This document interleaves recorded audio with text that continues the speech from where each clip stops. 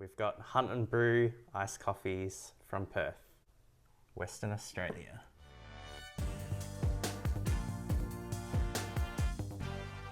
The Australian coffee and the Brazilian coffee. You excited? Not really, no. How dare you? I didn't really like the other one. They make it sound good though. We can try and be sophisticated coffee drinkers. Yeah. These are single origin Single coffees. origin, no added sugar That's right. on either of them. They were trying to fill a gap in the market because the company thought that there were too many sugary iced coffees, like the Farmers Union types of iced coffees that I like to drink. It's true. They're like, They are very sweet. only idiots drink that sort of iced coffee. There's some coffee connoisseurs in Australia and they want finer coffees with Maybe less they sugar. do. See if we can taste this one. Notes of macadamia and mandarin with a milk chocolate finish. I think this Australian one's new. It's only been out in the market for like the last 3 weeks. They have a cute story. Like our Australian crocodiles who stalk and snatch their prey, that's how we feel about choosing the right coffee bean, single-minded in the pursuit of the perfect brew. We've hunted the globe and found the finest single origin coffee beans within our home country. Putting Australian specialty coffee on the map, we have travelled to the Atherton Tablelands region in far North Queensland, where the high altitude mountainous region makes for the perfect coffee terroir.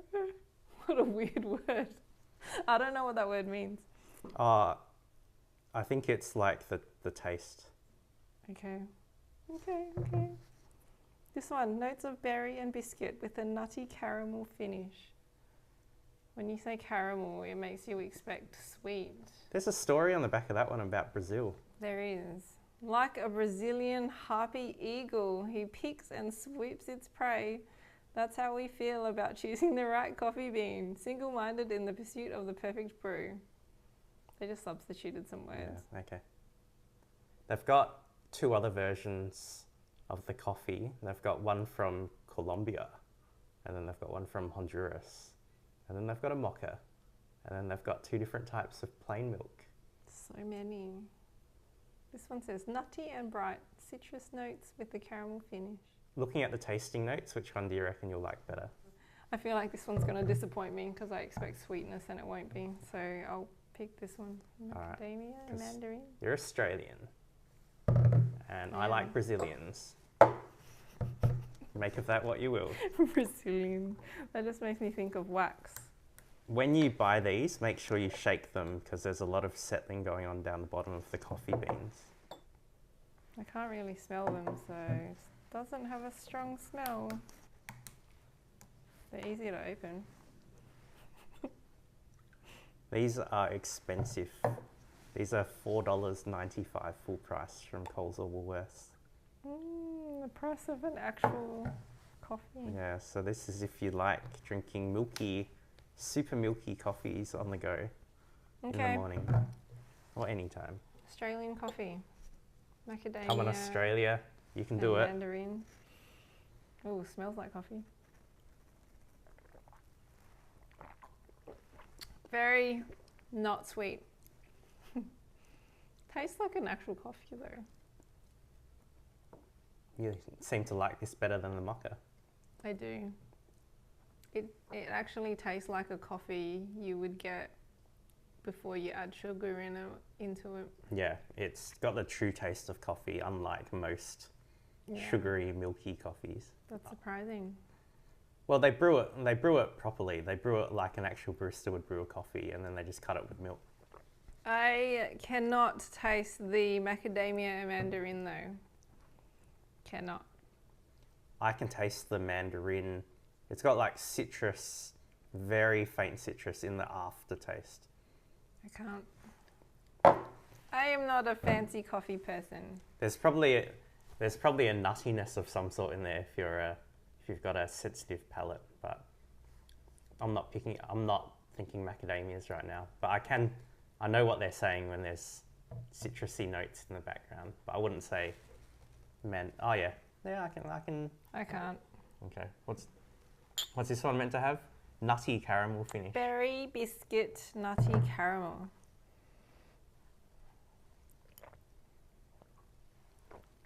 It does have a different flavour. You can definitely tell it's not the same thing. Subtly. Still tastes like coffee though. It's not super obvious. I wouldn't. These sort of tasting notes, it's like if you're a red wine drinker and then you sit there going, I know a lot of red wine drinkers and they can drink a bottle from the 1970s and tell you which winery it came from, what year it was made, what soil it came from. Like, it's ridiculous. That's not me. So that tastes like coffee. Those sort of people who drink this, you're the sort of person who would drink red wine and go, it tastes like wine with red grapes. This is you going, this tastes like milky coffee with no sugar. What else are you tasting? They taste very similar to me. If I was blindfolded and you gave them to me, I probably wouldn't be able to tell the difference. Well, it's exactly the same milk. And I reckon the milk component's like 80%. So, same milk. It's got coffee. Same. It's only some of the slight...